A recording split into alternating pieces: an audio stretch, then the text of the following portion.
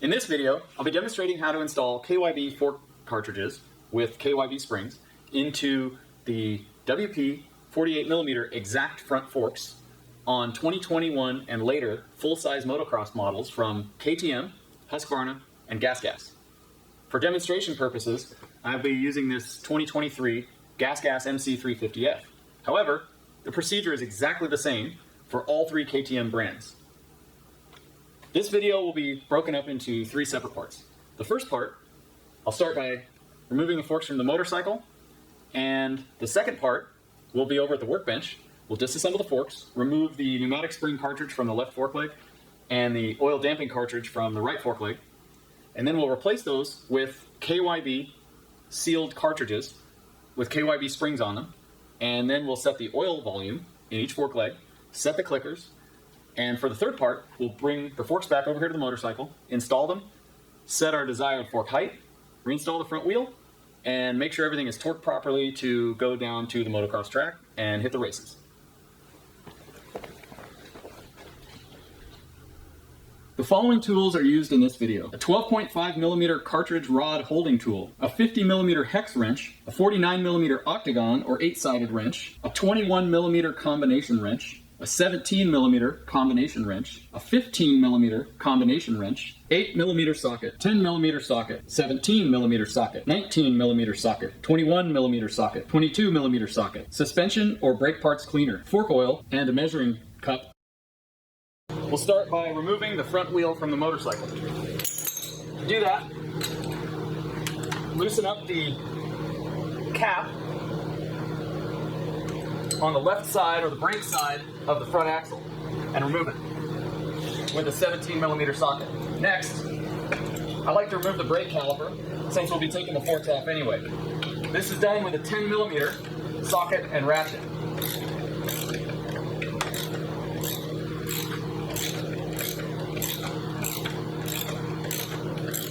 These fasteners are installed with Loctite from the factory, so there's a little bit of resistance when first taking them off.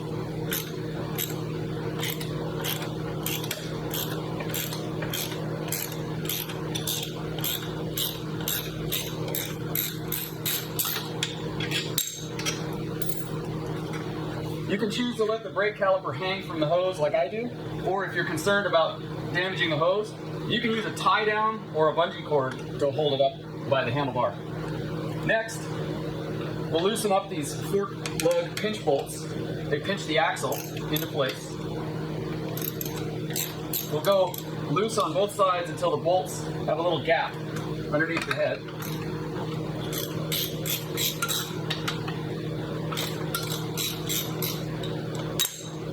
Next, we can push the axle out. You can start it with your finger, but don't pinch your finger. Take it out, pull from the other side of the bike. Let the back of the bike drop down. Put your axle back into the wheel and lean it up against the bike or place it somewhere out of the way. Next, take the 10mm socket, loosen up the upper pinch bolts on both sides.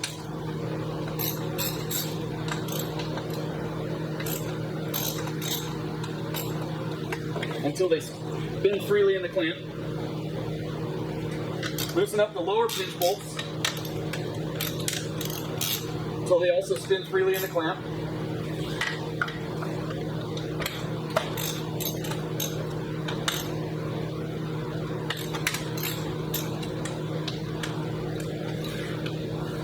Take your 8mm T-handle or an 8mm socket on a ratchet and loosen up each of the three fork guard screws so that you can remove the fork guards.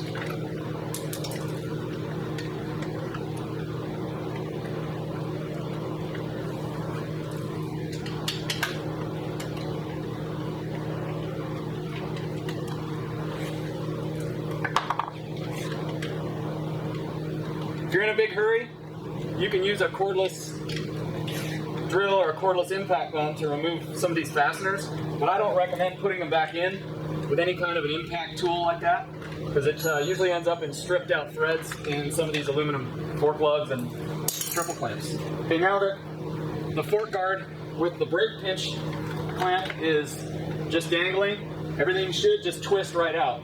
You can twist the fork upper tube and it should slide out. Sometimes you'll get tolerances where you can't just twist them out like that, and you may have to put a plastic wedge. Tile setting wedges work great for this, or small plastic machinist wedges. You can place them in the pinch area here on the clamp to spread the clamp open and make it easier to remove the fork. So once one fork's removed, set it down. If you have a nice place to stand them up that's secure, that's okay, but it's better just to lay them down so they don't fall. Okay, now that we have the forks off the motorcycle and we're here on a workbench, what you need to do first is loosen up the fork cap from the fork tube, from the upper tube. So I keep an old triple clamp around for each type of bike that I work on, and I use that as a fixture to just clamp that fork tube. This is just a KTM, any old KTM triple clamp. If you don't have a clamp or some kind of a fixture that will not damage the fork tube like this, then you can actually, before you take the forks out of the motorcycle, you can loosen up the top clamp but leave the bottom clamp tight, and then come in here with your 50mm hex tool and loosen up your fork tubes while it's still on the motorcycle. And these are a standard right hand thread, so you can use the right hand rule of thumb. So we'll use the 10mm here and tighten this down. Do one fork tube at a time. And you just put that tool on there, and usually you want to hold that nice and firm, but you can just give that a nice little bump with your hand, get that loosened up, and then do the next fork. You don't want to screw this cap out very far as you're loosening these, because there's an O-ring about 1/8 of an inch or maybe 3mm just below that cap, and if you screw that thing out more than maybe a millimeter or two, it'll start dumping oil. So just break it loose here on the bench, and then we'll move over to, I have an oil bucket sitting over here on the side.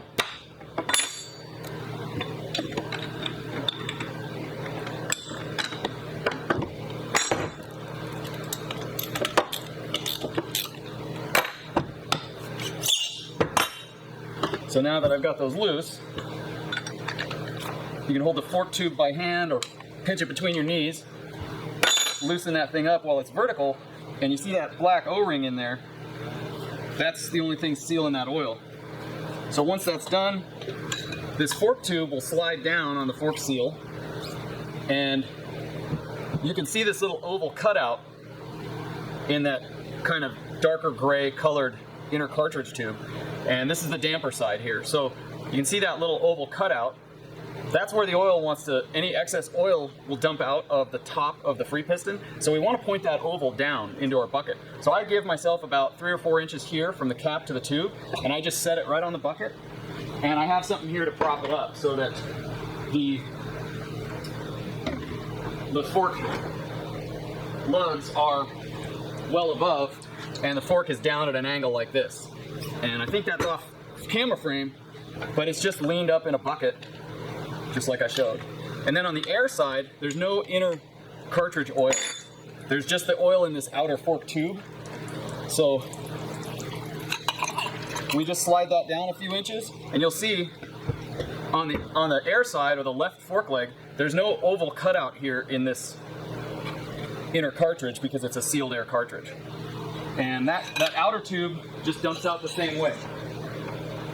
So we'll let those sit for a few minutes while I lay out some clean wipes on the surface here,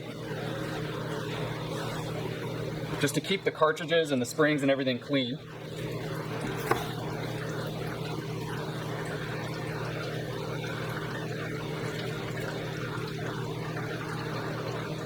Another thing I like to do while I'm working on these in the next part for the KYB stuff, I have to flip the fork upside down. So I have this, it's just a piece of a 2x6. It's just a kick block that I throw down here, and it keeps me from dinging up the forks, those fork caps on the concrete floor in the shop. So I've got a nice clean work surface. I've got my kit parts here. That's your hydraulic bottoming cup with the steel spring seat on it and the threaded hex that registers in the WP fork lug. And then these are the 2 clickers that are included with the kit that are made specifically for the KTM application.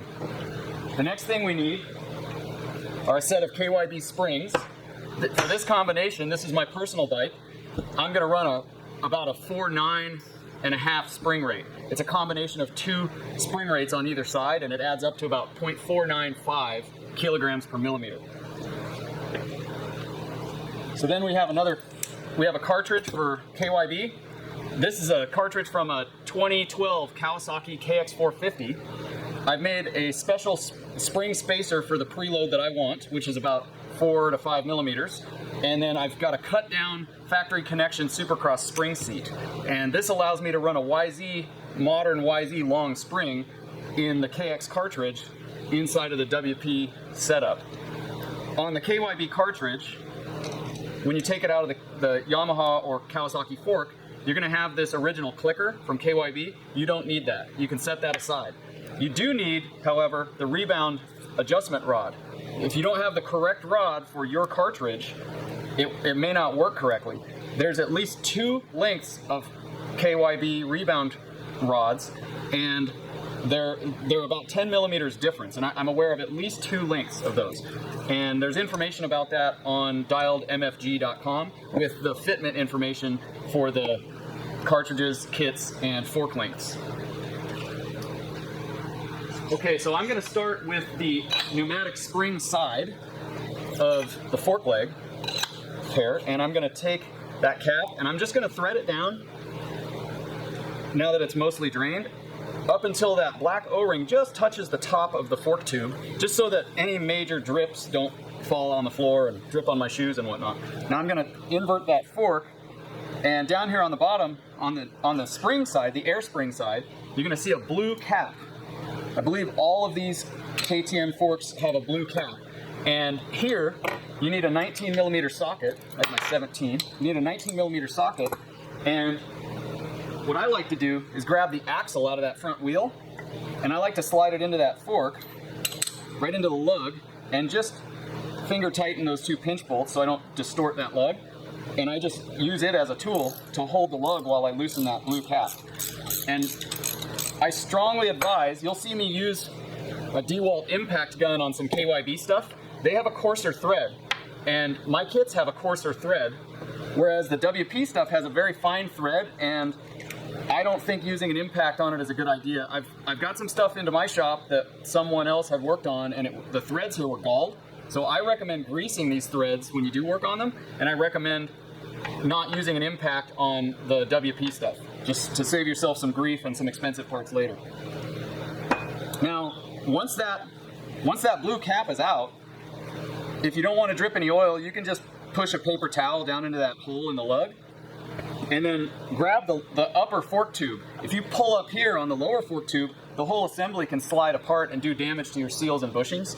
So you want to grab the upper fork tube when you pick it up, because that blue cap is no longer holding the fork together. You flip the fork over, you can lay it down on its side, or you can stand it up vertically on your wood block, whichever is easiest for you. And what you're going to do is just thread that cap all the way out.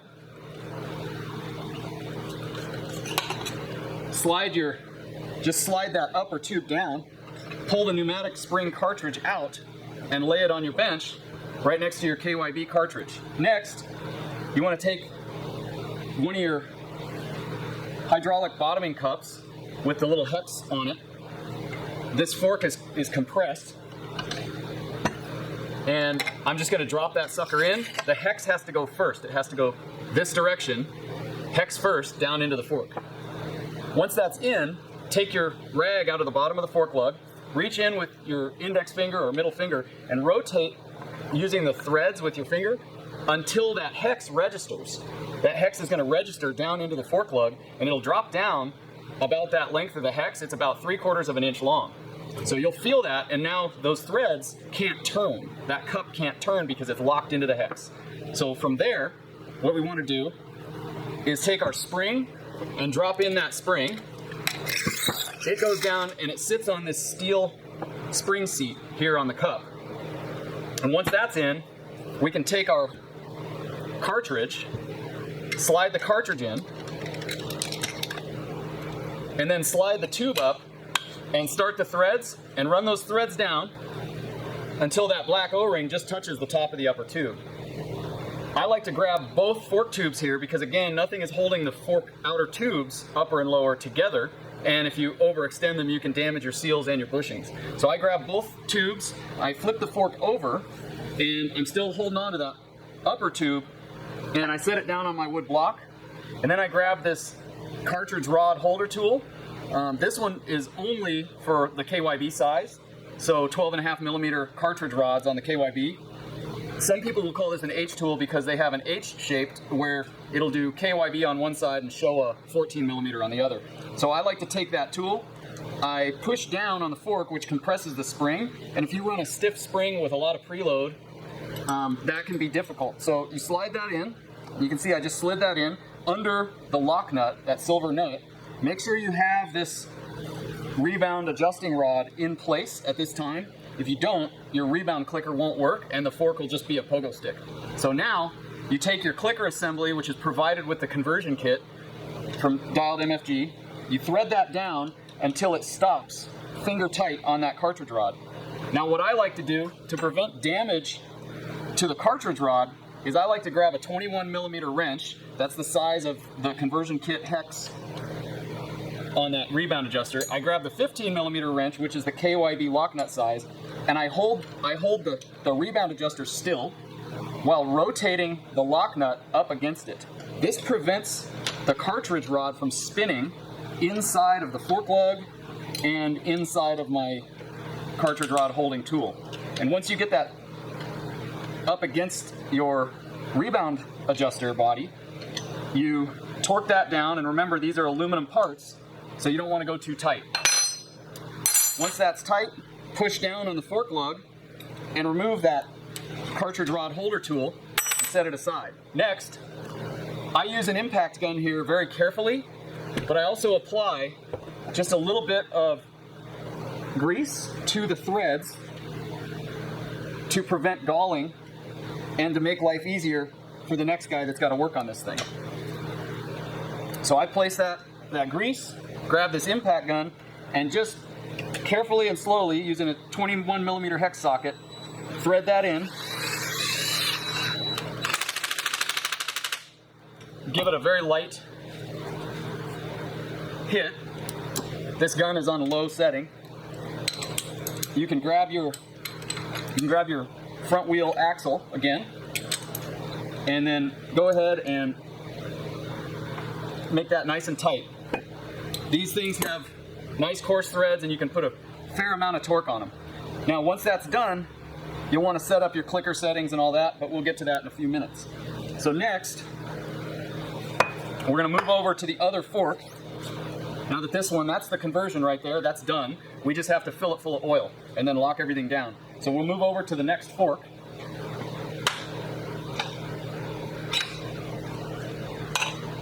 This is the damper side, or the right-hand fork leg from the motorcycle. So we have that cap, thread it back down until that black O-ring just touches the top tube, just like we did on the air spring side. I'm going to move that air spring out of the way. I'm going to flip it over on our wooden block. And some of you guys may not be able to get your socket over the clicker. It just depends on how the clicker is installed and what position it's in. You need a 22 millimeter socket. Grabbing the wrong one. You need a 22 millimeter socket to get that that rebound adjuster out of this damper side. As you can see, mine just fits right over that plastic clicker, but you may have to take it off, and that requires a Torx tool. So use my axle again. You have to use the fat side of the axle for this right-hand fork leg. Just hand tighten these pinch bolt screws so there's no chance you distort the lug. Loosen that guy up. Put your axle aside. And again, I don't recommend using impact tools or power tools on these WP threads. That's your rebound clicker from the WP damper. Set that aside with that other blue cap.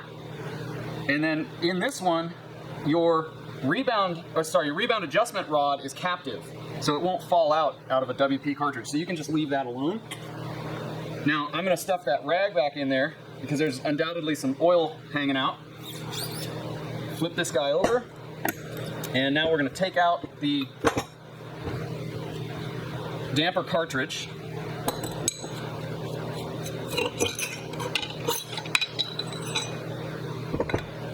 And just place it here next to the pneumatic spring cartridge. And you can see they're almost externally identical, but you can identify the spring cartridge with the blue bottom hex, and then it has the pneumatic fittings on top. So now that that's done, same conversion process.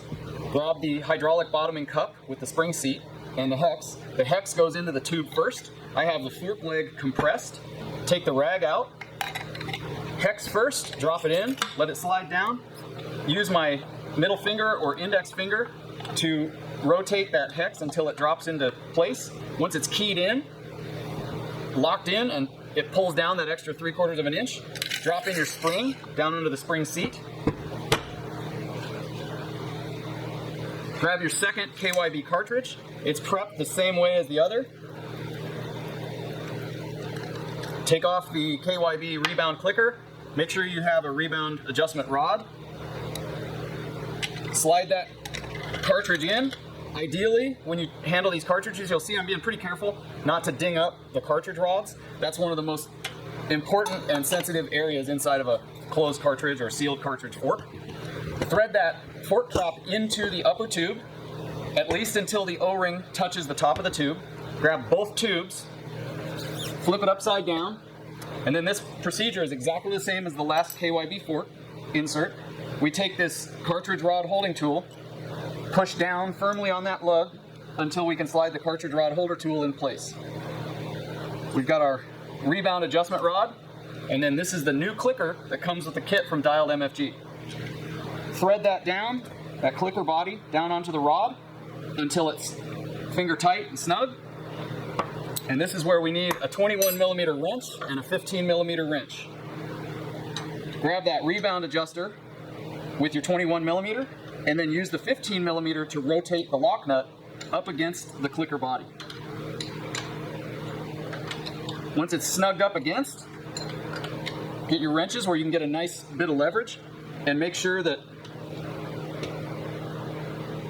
it's nice and tight and it's not going to come loose. Take a little dab of your grease, and this, for reference, is just Valvoline multi-purpose grease from Napa. Nothing special, it's just the import and Chrysler and GM wheel bearing type grease. Put some of that on the threads. Take out that cartridge rod holding tool, place it aside. Take your 21mm socket. I'll run this in with my impact. And then lock it down using the ratchet and holding the fork lug with my front axle.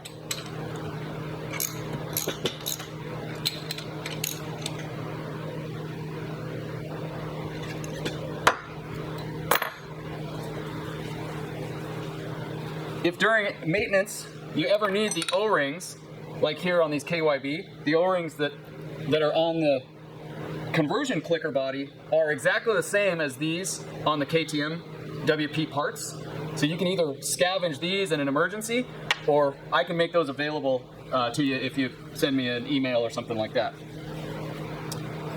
Okay, so now this fork is essentially done. So we're going to get both forks up here.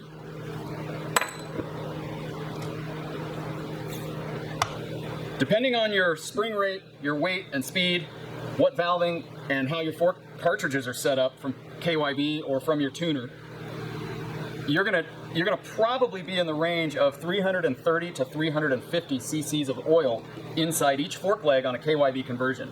That's gonna vary from tuner to tuner, what type of spring seat you have, and many, many other factors.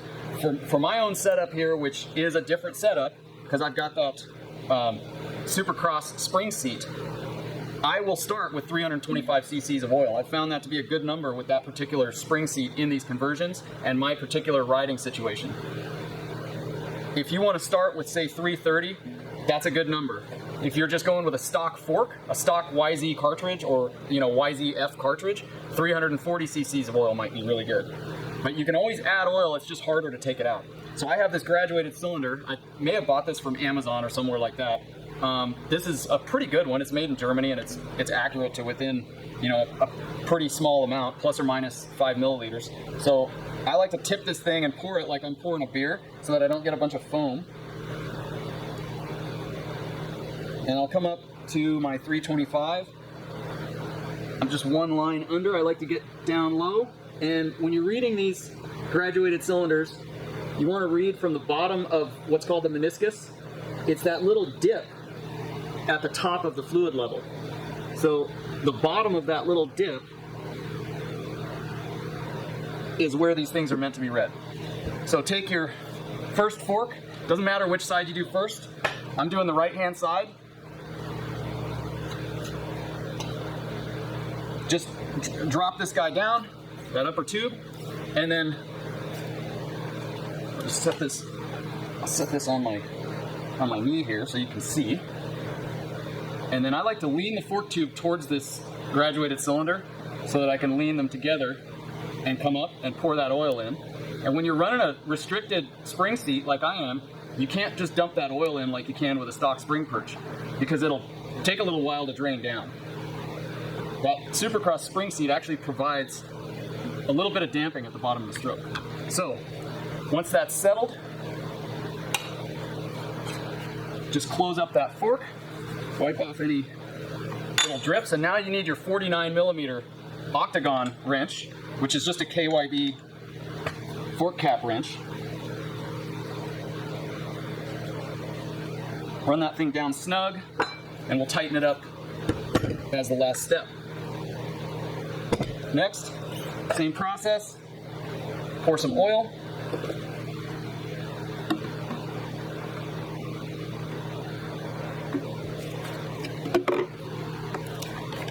This here is just a 5-weight Maxima.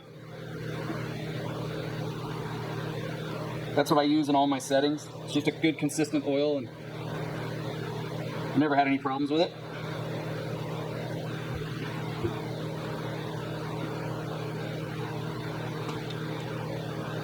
Okay, 325 right at the bottom of that meniscus.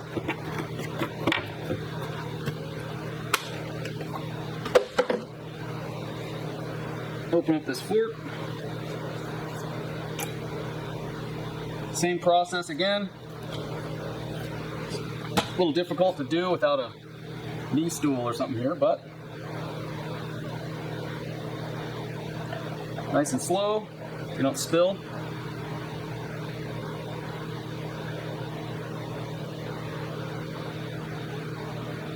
If you find that after you put your fork together that you're pretty confident in your spring rate, but it's having just a little bit of bottoming, you can always add, when you're riding it, if you're bottoming the fork a little bit or a little harder than you want to, you can take out the screw that is your bleed cap there, the bleed screw, and you can use a syringe, compress the fork by pushing down on the handlebars, and then squeeze the syringe as you let the bike come back up.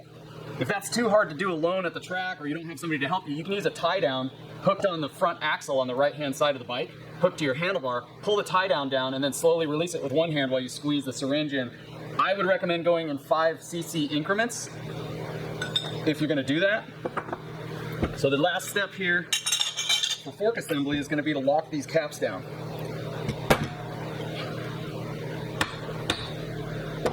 This way. So again, I have this triple clamp here, but you could also put these back in the bike and use the wrench, but you want to make sure that if you use the wrench on the bike, that you have the top triple clamp loose and the bottom one tight. There's the possibility that that top triple clamp can pinch and distort this upper tube to where it grabs on to the fork cap and you can't get that thing to turn.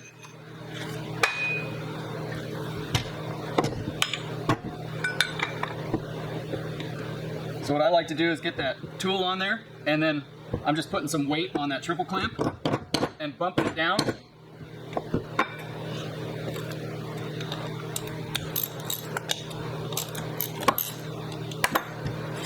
Take it off. Set this fork aside.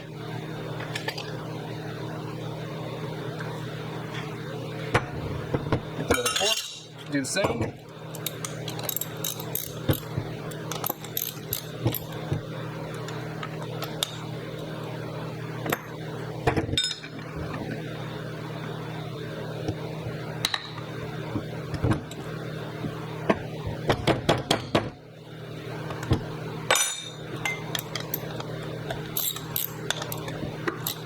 And once that fork cap is off, or is on and tight, and that clamp is off, this fork is ready to go on the bike. Set your clickers, set your fork height, and go enjoy a probably more pleasant ride than what you're used to with the pneumatic springs and the stock settings.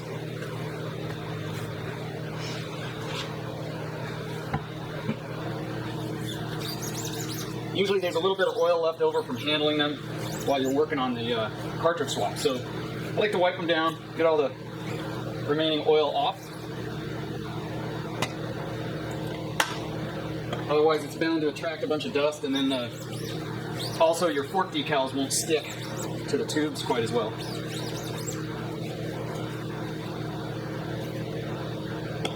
Alright, now that that's done, I've got the right hand fork leg. It's the non-brake side, obviously. I'm going to go over here and I'm just going to align it in the triple clamp and just rotate it counterclockwise on this side up into place. And I'm setting my forks up on the third line. So that third machined line in the top silver upper tube here is lined up flush with the top of the top triple clamp.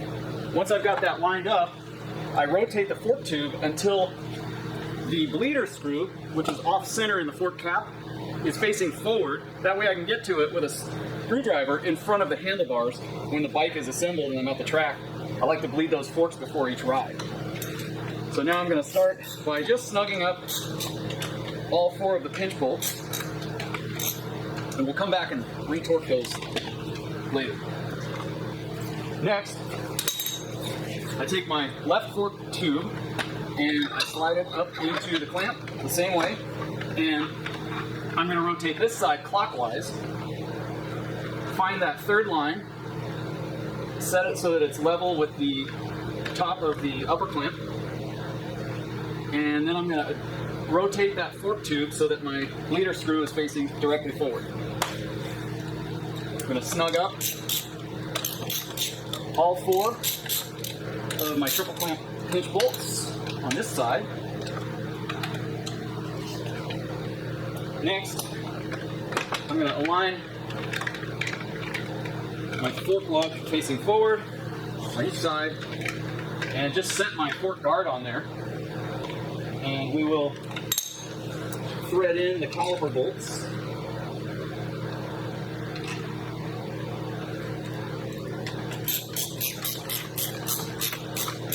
Still quite a bit of resistance from that OEM Loctite.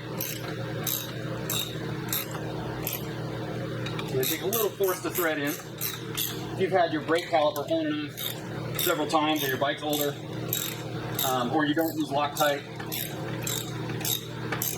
these will just spin right in by hand. You snug those up pretty tight. Next, grab that front wheel and the axle. Turn those forks straight.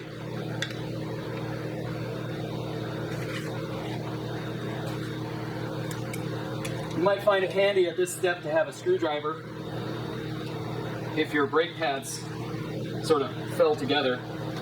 I just use the back of my knife blade there, so it's easier to align that rotor.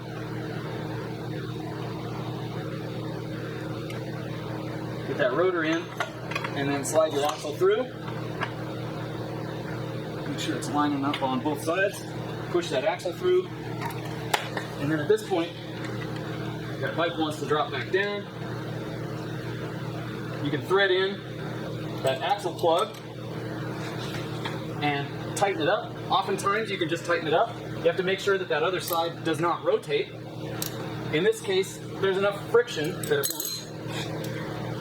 And then I like to pinch down the brake caliper side only at this point. Once you have that tension, just slightly pinch that down.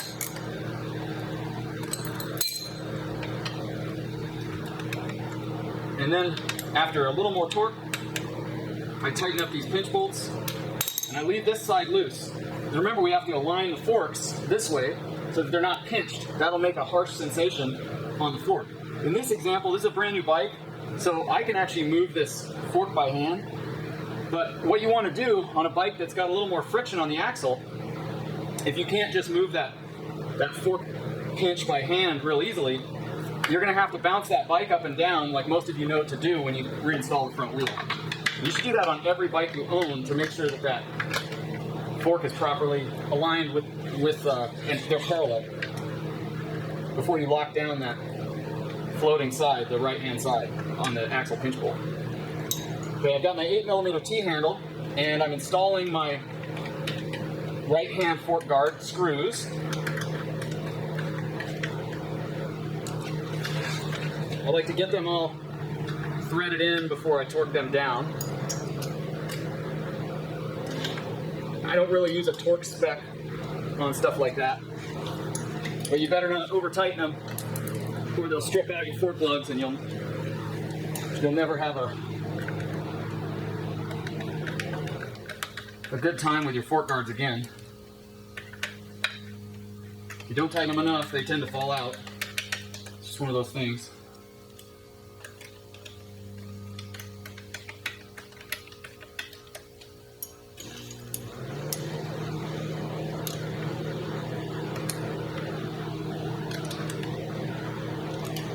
And now that the bike is pretty well assembled, I can actually get a little more torque on these brake caliper bolts. I probably tend to go a little heavy on the torque here because I've seen what happens when those brake calipers come loose.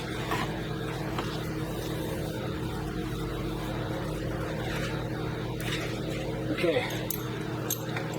Next, just going to hand tighten by feel on these upper and lower pinch bolts. Some of you guys will use a torque wrench, and that's great. That's probably better. I have a feel that gets it within the torque spec. In my experience, it's worked pretty well, but not everybody likes to do it that way.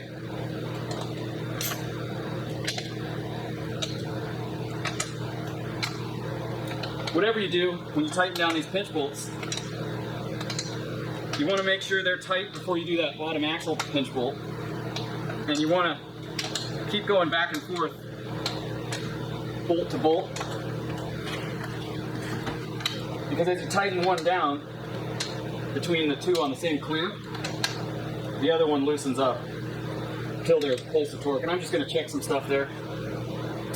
Okay. Finally, move some stuff out of the way. Just got a clear area. Take that bike off the stand.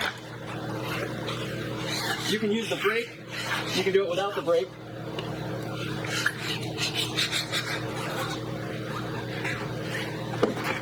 Bounce that thing up and down a few times. And it'll center this fork lug up on that axle to where it needs to be.